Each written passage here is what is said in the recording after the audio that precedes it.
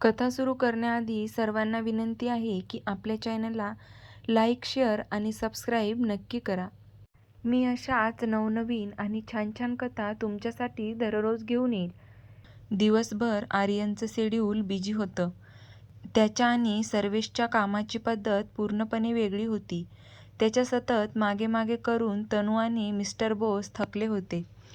खरं तर मिस्टर बोस हे हुशार मॅनेजर होते, पण त्यांना आर्यनच्या शेड्यूलला मॅच करणं थोडं अवघड जात होतं. तनू एक यंग मुलगी होती, पण मिस्टर बोस यांना वयानुसार ही दगदग झेपत नव्हती. तनू एक स्वाभिमानी मुलगी होती. भलेही ती मिडल क्लास असेल, थोडी घाबरट असेल, पण कामात एकदम हुशार होती. आर्यनला 4-5 दिवसात तिची त्याच्या चुकून लक्षात आली होती. गेली 4-5 दिवसाच्या दगदगीने तनू थकून बेडवर आडवी झाली होती. तनू, ठीक तो है ना? सीमाने तनूच्या थकलेल्या चेहऱ्याकडे पाहत विचारलं. तनू बेडवरून उठून बसत म्हणाली, गेले 4-5 दिवसात खूप धावपळ झाली आहे. उद्या सकाळी मी मस्त ताणून देणार आहे. मला कुठलाही डिस्टर्ब करायचा नाही. तनू डोळे चोळत म्हणाली, यार हे नवीन बॉस जाम काम लावतात. सर्वे सर होते तेव्हा कसं एकदम मस्त असायचं. जास्त कामाचा लोड नाही की काय नाही.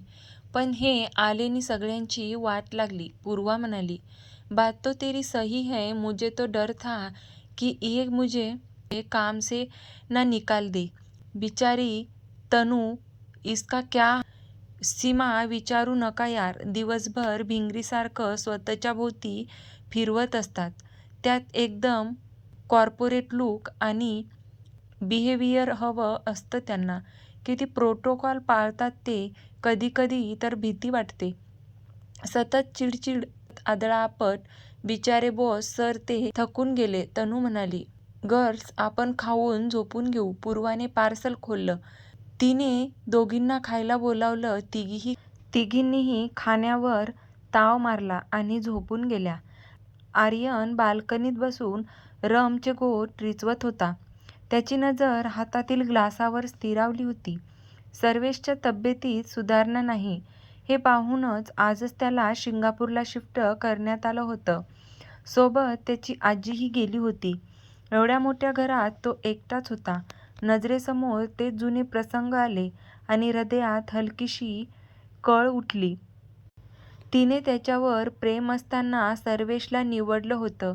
ती समायरा सबनीस, त्याची चाइल्डहूड फ्रेंड आणि त्याच्या लाडक्या भावाची बायको, जी एकेकाळी त्याची गर्लफ्रेंडसुद्धा होती. ॲक्सिडंटमध्ये तीही कोमात गेली होती. आज सकाळीच ती शुद्धीवर आली होती. मोबाईलच्या आवाजाने त्याची तंद्री भंग झाली. हॅलो, त्याचा शांत स्वर. आर्यन, समायरा शुद्धीवर आले, तिला भेटून ये. डॅड, मी जाणार नाहीये, आर्यन म्हणाला. मूर्खपणा करू नकोस आर्यन, तुझ्या भावाची बायको आहे ती. आणि हो, तिला डिस्चार्ज मिळाल्यावर ती आपल्या पॅलेसमध्येच राहील. या घरची मोठी सून आहे ती. समजलं तुला? डॅड, मी काय करायचं, कसं वागायचं हे मला इतरांनी सांगायची गरज नाही. तिला इथे राहायचंय की दुसरीकडे, तो तिचा आणि तुमचा प्रश्न आहे. माझ्या जबाबदारीवर तिला इथे ठेवणार असाल तर आय एम सॉरी, मी ती जबाबदारी घेणार नाही. क्लिअर? आर्यन, तू आजकाल जास्तच आरोगंटली बिहेव करतोयस. So what? मी असाच आहे, आरोगंट. ठेवतो फोन. आर्यनने कॉल कट केला. नजरेत राग फुललेला. त्याच्या विश्वासघाताची आग क्षमता नव्हती. त्याच्या मुठी घट्ट आवळल्या गेल्या. हातातील ग्लासचे तुकडे तुकडे झाले.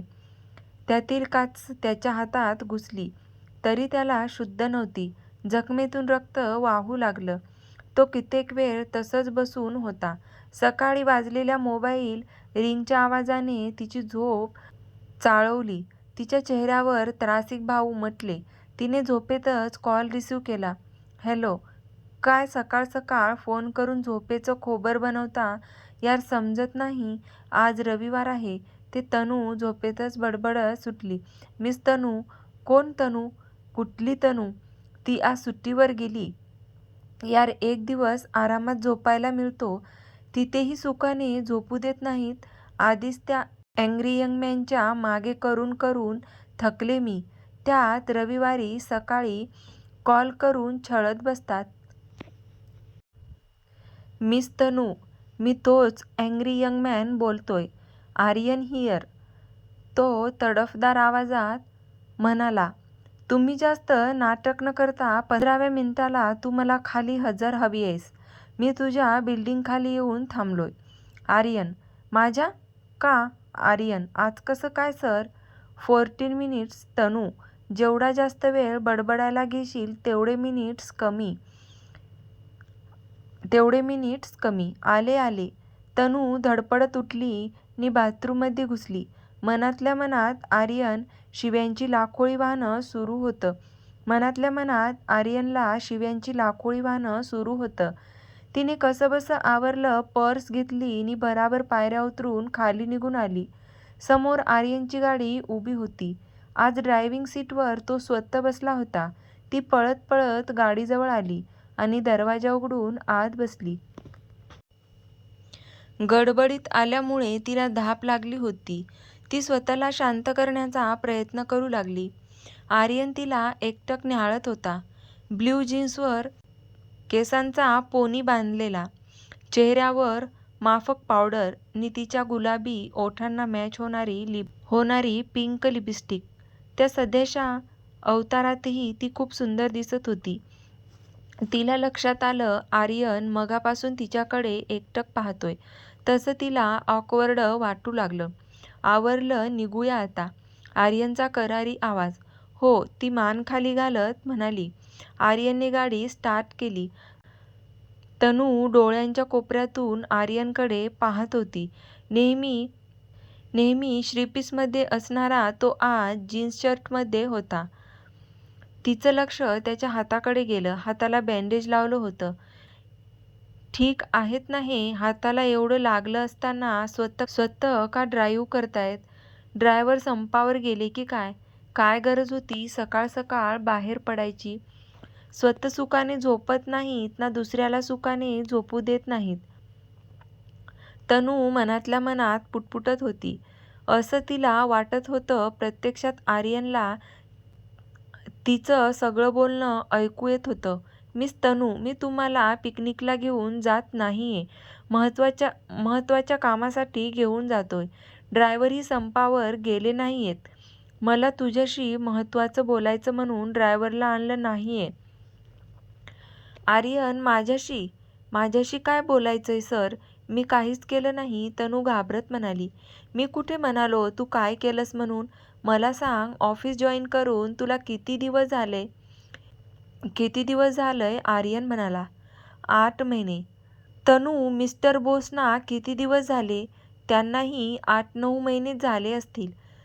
सीमा सांगत होती, समायरा मॅडमनी सर्वेश सरांची सेक्रेटरी आणि मॅनेजर एकाच वेळी बदलल्या. म्हणजे तुला समायरा मॅमनी अपॉइंट केलं नाही? सर, मला सर्वेश सरांनी अपॉइंट केलंय. समायरा मॅमनी बोस सरांना अपॉइंट केलंय. पण बोलता बोलता तनू थांबली.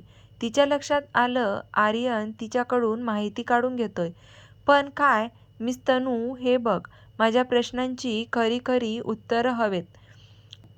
मला तुझं एक खोटं तुझ्या आयुष्याची वाट लावू शकतं. आर्यन म्हणाला. मी काय केलंय सर? मी तर माझं काम इमानीद्वारे करते. ऑफिसमध्ये कुणालाही विचारा. तनू भरल्या डोळ्यांनी म्हणाली. मी तुझ्याबद्दल नाही, मिस्टर बोसबद्दल विचारतोय. आर्यन म्हणाला. सर्वेश सर आणि मिस्टर बोस यांचं कधीच पटलं नाही, कारण ते स्लो काम करतात.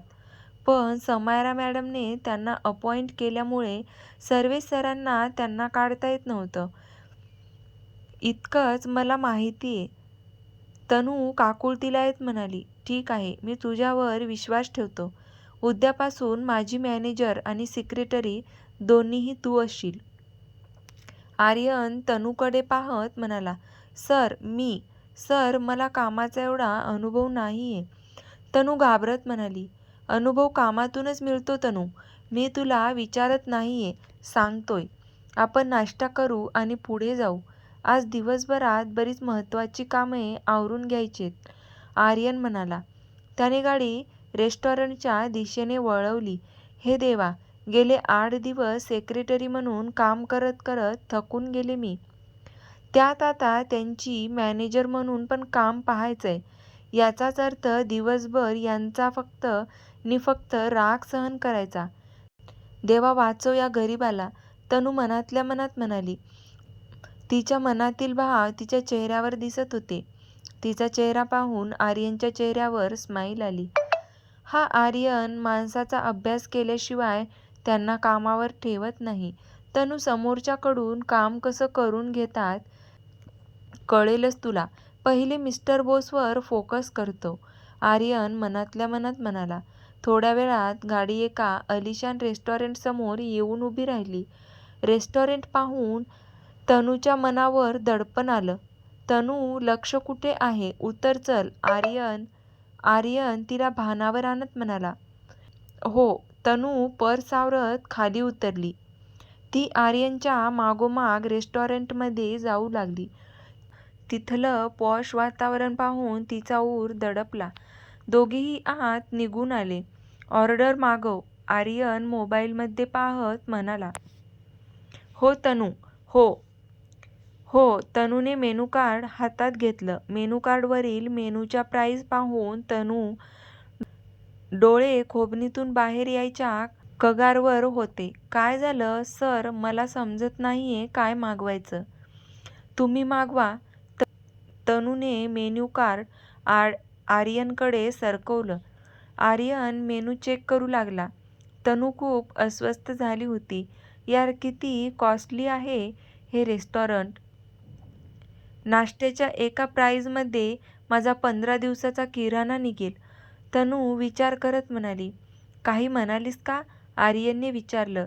नाही सर, तनू स्वतःला सावरत म्हणाली. आर्यनने दोघांसाठी नाश्ता मागवला आणि तो मोबाईलमध्ये डोकं खुपसून बसून राहिला. तनू आजूबाजूचं निरीक्षण करत होती. सगळं कसं जिथेच्या तिथे नाश्ता करणारेही एकदम मॅनर्सने खात होते. नाहीतर आपण सगळ्या फ्रेंड्सना मिळून नाश्त्याला गेल्यावर हा हा हा चे आवाज असायचे. इथे तिला खूप बोर वाटत होतं. Any problem? आर्यनने विचारलं. तुम्हाला नाही वाटत इथे जरा जास्त शांतता आहे? नाश्ता करायला आलोय, फाशी नाही देत, तनू अकलेचे तारे तोडत म्हणाली. नाश्ता शांतपणेच करतात तनू, दांगडधिंगा करत नाही, आर्यन तिच्यावर नजर रोखत म्हणाला. वेटर नाश्ता घेऊन आला. तसं ते शांत झाले. सगळं लक्ष नाश्त्यावर केंद्रित केलं. काय हा नाश्ता? असं वाटतंय माणसासाठी नाही, बकरीसाठी खाणं मागवले, तनू मनातल्या मनात म्हणाली. तिने आर्यनकडे पाहिलं. तो शांतपणे खात होता. ही वादळापूर्वीची शांतता आहे असं समजायचं का? मी आज सर्वेश सरांचा विषय कसा काय काढला? तनू विचार करत खात होती. तनू, समायरा मॅडमची कामाची पद्धत कशी होती? आर्यनने अचानक प्रश्न विचारला. म्हणजे? आय मीन, मॅडम चांगल्या काम करायच्या का? तनू मान खाली घालत म्हणाली. मी तुला हे विचारलं नाहीये की त्या काम कशा करायच्या. मी हे विचारतोय कामाची पद्धत कशी होती. लिसन, मला सर्वेश सरांच्या ॲक्सिडेंटविषयी माहिती शोधून काढायचंय म्हणून मी तुला विचारतोय, कारण तू त्यांची सेक्रेटरी होतीस. सर प्लीज, मी सर्वेश सरांची फक्त नावाला सेक्रेटरी होते. बाकी सगळं काम तर बोस सर अरेंज करायचे. मी नाममात्र सेक्रेटरी होते, त्यामुळे मला फार काही माहीत नाही. आपल्याला कुणी स्वतःहून माहिती देत नसतं तनू. आपले डोळे आणि कान कायम सतर्क ठेवायचे असतात, समजलं? ते होतेच ना सर, म्हणून मला समजलं ना की सर्वेश सर आणि त्यांची आधीची सेक्रेटरी रीना यांचं काय? आर्यनने भुवई उंचावत विचारलं. कुठे काय? नाही, काही नाही, तनू मान खाली घालून खाऊ लागली. नाश्ता वगैरे आवरून दोघे रेस्टॉरंटमधून बाहेर पडले. आर्यनने गाडी मुंबई बाहेर घेतली. सर, आपण कोणीकडे चाललोय? तिने कचरत विचारलं. लोणावळ्याला, आर्यन म्हणाला. काय? तनूचे डोळे विस्फारले. ती थोडी अस्वस्थ झाली. यार, यांचा इरादा काय आहे? मी यांची सेक्रेटरी असली तरी अशी तशी मुलगी नाही. हे बाप्पा, वाचव मला. तनू मनातल्या मनात देवाचा धावा करू लागली. तनू, एकटीच काय बडबड करतेस? एवढं घाबरायला काय झालं? काही नाही, तनू आवंडा गिळत म्हणाली. तिच्या चेहऱ्यावर टेन्शन दिसत होतं. शांतपणे गाडी चालवून आर्यन खूप बोर झाला होता. त्यात तनूचा असा घाबरा चेहरा त्याला कळत नव्हतं. काय बोलावं? त्याने FM सुरू केला. लोणावळ्यात पोहोचायला दुपार झाली. हवेत गारवा वाढला होता. वातावरण एकदम धुंद झालं होतं. असं असताना तनूला मात्र घाम फुटला होता. थोड्या वेळात गाडी एका भव्य रिसॉर्टमधून एंटर झाली. रिसॉर्ट? सर, मला इकडे का घेऊन आलेत? यार, खरंच मी यांना अशी तशी मुलगी वाटले का? त्या दिवशी नाईलाज म्हणून मी यांच्यासोबत एका बेडरूममध्ये रात्र काढली. याचा अर्थ असा नाही की मी तशीच असेन, तनू स्वतःशी बडबड करत म्हणाली. तनू, रिसॉर्ट आले. खाली उतर, आर्यन म्हणाला. पण सर, तनू, क्विक, आर्यन थोडं आवाज चढवत म्हणाला. हो. तनू पर्स सांभाळत खाली उतरली. तिची नजर रिसॉर्टवर गेली. खूप सुंदर आणि भव्य रिसॉर्ट होतं. तो बाहेर पूर्ण ग्रीनरी मनाला वेड लावत होती. आर्यन तिला घेऊन आत आला. त्याने रिसेप्शनिस्टला इशारा केला. तसं तिने रूमची की तनूच्या हातात आणून दिली. तनू, तू फ्रेश हो, मी 5 मिनिटात आलो, आर्यन म्हणाला. पण सर, आर्यनने रूमचा जिक्र केल्याने तनू घाबरली. मी 5 मिनिटात आलो, जा फ्रेश होऊन घे, आर्यन नजर रोखत म्हणाला. तसं ती जवळजवळ पळत निघून गेली. तिने रूमचा दरवाजा उघडला. ही रूम पण या हॉटेलच्या रूमसारखीच लॉझरियस होती. शांत शांत. हो तनू, हे बघ. त्याने असा तसा विचार केला तर तू त्याला शांतपणे नाही सांग. आणि तरीही तो ऐकला नाही तर त्याच्या पोटात एक गुद्दा हाणून इथून निघून जा, तनू स्वतःला समजवत म्हणाली. तिने ची पर्स ठेवली आणि फ्रेश व्हायला निघून गेली. फ्रेश झाल्यामुळे तिला खूप बरं वाटलं. तिने तोंड पुसलं आणि गॅलरीत निघून आली. दुपार असून हवेत गारवा होता. बाहेरचा गारवा तिला हवाहवासा वाटत होता. तिथलं वातावरण खूप शांत होतं. त्या रूमला लागून सेपरेट स्विमिंग पूल होतं आणि नाश्त्यासाठी बाहेर अरेंजमेंट केली होती. ही रूम सेपरेटली डिझाईन केल्यासारखी वाटत होती तिला. तनू, आर्यनचा आवाज कानावर आला. तसं ती गडबडत आत निघून आली. Yes sir. तनू त्याच्यासमोर येऊन उभी राहिली. बस इथे, तो तिला समोर निर्देश करत म्हणाला. तसं ती चुपचाप समोर बसली. तो 5 मिनिटात फ्रेश होऊन आला. इतक्यात रूमवर नॉक झालं. येस, कम इन, आर्यन म्हणाला. एक 50 वर्षाचा माणूस आणि त्याच्यासोबत एक 25-30 वर्षाची लेडीज फाईल घेऊन आत आल्या. त्यांनी तनूकडे थोडं विचित्र नजरेने पाहिलं. तनूला ऑकवर्ड झालं. त्याची नजर न कळण्याइतकी ती लहान नव्हती. मिस इरा, मिस्टर रोहित, या मिस तनू आहेत, माझ्या सेक्रेटरी आणि मॅनेजरही. यापुढे आपल्या रिसॉर्टबद्दल ज्या काही गोष्टी असतील त्या यांना कॉल आणि मेल करून कळवायच्या. क्लिअर? आर्यन फाईल्स नजरेखालून घालत म्हणाला. Yes sir. सर, मी असं ऐकलंय समायरा मॅमना शुद्ध आली. कशा आहेत त्या? ॲब्सोल्युटली फाईन आहेत त्या. पण इंडियातील सगळी कामं यापुढे मी सांभाळणार आहे. त्यामुळे काम माझ्या पद्धतीने सांभाळली गेली पाहिजे, आर्यन आवाजात जरब आणत म्हणाला. हो सर, मिस्टर रोहित म्हणाले. थोडा वेळ डिस्कस करून रोहित आणि इरा निघून गेले. आर्यन फाईल चाळत होता. तो चान्स घेऊन तनू बाहेर स्विमिंग पूलकडे निघून आली.